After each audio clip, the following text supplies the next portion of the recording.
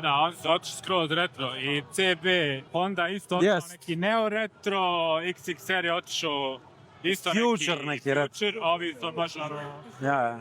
Ali mi se sviđa, brate, zadržali su analogni sat, imaš mali displej za informacije, traction control, ovdje ne znam što nemaš ništa, a ovdje imaš 6000 stvari, brate, mogli su sva 4 prebace ovamo, tako da nije mi jasno ponekad kako razmišljaju, brate, o user experience-u, brate, znaš, ovdje pazi imaš dugmetaru da sviraš, 1, 4, 7, 8, 9, 10, 11 dugmića, ovamo jedno. Zapaljenje samo. Samo zapaljenje, brate. Ovo je za USB. Kakav modul, brate. Sjećaš, to staviti tako retro motor. Ovo isto sa onog Zephyra 750 staro. Dizajnerski je 10 od 10. Onda odeš na Triumphov štand i za te pare sjediš na Jeste, na 1200. XE koji ima svaki šavanaj metal. Koji ima kvalitet 10 puta bolje, bravo. Slažem se, sve se slažem.